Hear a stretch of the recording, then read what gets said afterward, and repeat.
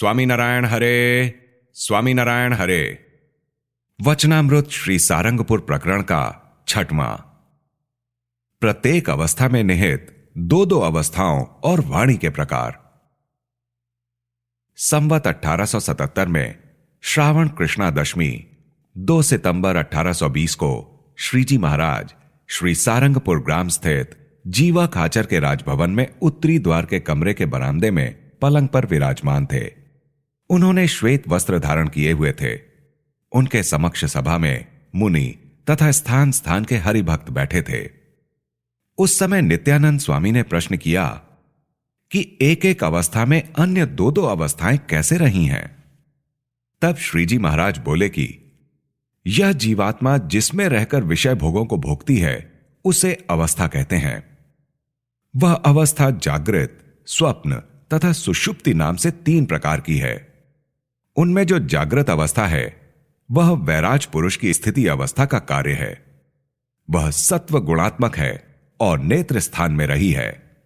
ऐसी जागृत अवस्था में विश्वाभिमानी नामक जीवात्मा स्थूल देह के अभिमान के साथ 10 इंद्रियों और 4 अंतःकरणों द्वारा विवेक पूर्वक यथार्थ रूप से अपने पूर्व कर्मों के अनुसार बाह्य शब्दादि पंच विषयों के भोगों को भोगती है।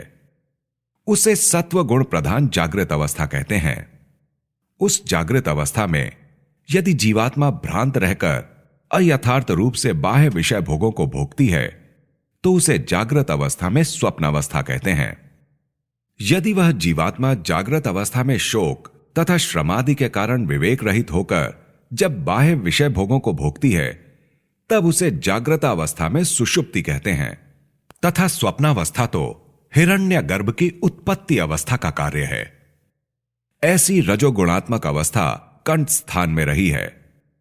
उस अवस्था में तेजसाभिमानी नामक जीवात्मा सूक्ष्म देह के अभिमान सहित रहती हुई इंद्रियों तथा अंतःकरणों द्वारा पूर्व कर्मों के अनुसार सुख दुख रूपी वासनामय भोगों को भोगती है। उसे रजोगुण प्रधान स्वप्नावस्था कहते हैं। इस स्वप्नावस्था में यह जीवात्मा जब जागृतावस्था की तरह ही विवेक पूर्वक जानते हुए वासनामय भोगों को भोगती है तब इसे स्वप्नावस्था में जागृत अवस्था कहा जाता है। उस स्वप्नावस्था में विदित वासनामय भोगों को भोगती हुई भी वह जीवात्मा यदि जड़ता के कारण उन्हें ना जान पाए तो इसे स्वप्नावस्था में सुषुप्ति कहते हैं। यह सुषुप्ति अवस्था ईश्वर की प्रलयावस्था का कार्य है और तमोगुणात्मक है और हृदय स्थान में रहती है। ऐसी यह सुषुप्ति अवस्था जब जीव में आती है तब इंद्रियों और अंतःकरण की वृत्तियां विषय भोग की वासना तथा ज्ञातृत्व एवं कर्तृत्व ये समस्त कारण देह में विलीन हो जाते हैं और इस कारण देह की अभिमानी प्राज्ञ नामक जीवात्मा है जिसकी प्रधान पुरुष सगुण ब्रह्म के अल्प सुख में अतिशय लीनता हो जाती है। उसे तमोगुण प्रधान सुषुप्ति अवस्था कहते हैं। और इस सुषुप्ति अवस्था में कर्म संस्कार द्वारा जिस कर्ता वृत्ति की उत्पत्ति होती है उसे सुषुप्ति में स्वप्न कहते हैं। और जागृत एवं स्वप्नावस्था में उत्पन्न होने वाली पीड़ा के ताप से पुनः सुषुप्ति अवस्था के सुख में प्रवेश करने वाली जो कर्ता वृत्ति है उसके प्रतिलोम भाव के ज्ञान को सुषुप्ति में जागृत अवस्था कहते हैं। इस प्रकार एक एक अवस्था में अन्य दो दो अवस्थाएं रहती हैं। इन अवस्थाओं के भेद का ज्ञान जीवात्मा को जिसके द्वारा होता है तथा उस अवस्था में उस जीव को कर्मानुसार जो फल प्रदान करता है उसे तुर्यपद, अंतर्यामी, दृष्टा, ब्रह्म तथा परब्रह्म कहते हैं। फिर नित्यानंद स्वामी ने पुनः प्रश्न किया कि परा, पश्यंती, मध्यमा तथा वैखरी नामक जो 4 वाणियां हैं उन्हें किस प्रकार समझा जाए? तब श्रीजी महाराज बोले कि यह वार्ता तो बहुत विस्तृत है और अत्यंत सूक्ष्म भी है। श्रीमद् भागवत के 11 स्कंद में श्री कृष्ण भगवान ने उद्धव जी से यह वार्ता कही है। उसको संक्षिप्त रूप से कहते हैं, उसे सुनिए। प्रथम उत्पत्ति काल में पुरुषोत्तम भगवान ने वैराज पुरुष के मस्तक में स्थित सहस्त्र दल कमल में प्रवेश करके अक्षर ब्रह्मात्मक नाद किया। फिर वह नाद सुषुम्ना मार्ग द्वारा विराट पुरुष के नाभिकंद में व्याप्त होकर महाप्राण सहित महा से बहुत ऊंचा चला गया। इससे उन विराट पुरुष का अधोमुख नाभि पद्म ऊर्ध्वमुख हो गया। इस प्रकार उन विराट पुरुष के नाभिकंद में जो नाद हुआ उसे परावाणी कहते हैं। उसी परावाणी को स्वयं भगवान ने वेद की उत्पत्ति के लिए बीज रूप से प्रकाशित किया है। वह तेज के प्रवाह रूप है और अर्धमात्रा रूप है। इसके बाद वही परावाणी वहां से विराट के हृदयाकाश में पहुंचकर पश्यंती नाम वाली हुई। वहां से वह कंठ प्रदेश में पहुंचकर मध्यमा नाम से विख्यात हुई।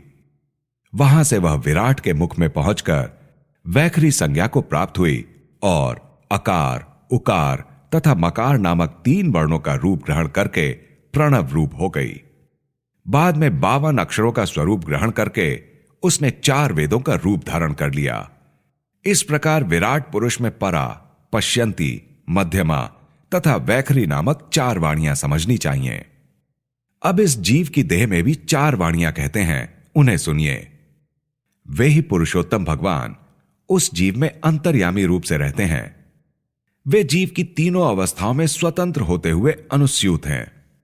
वही भगवान जीव के कल्याण के लिए पृथ्वी पर अवतार धारण करते हैं। तब वह जीव उन भगवान के स्वरूप तथा उनके धाम, गुणों और ऐश्वर्यों का प्रतिपादन करता है तथा उनके चरित्रों का वर्णन करता है तथा आत्मा अनात्मा का विवेक प्रस्तुत करता है तथा जीव, ईश्वर, माया, ब्रह्म और परब्रह्म के भेदों को पृथक पृथक करके दिखलाता है। उस वाणी को परावाणी कहते हैं।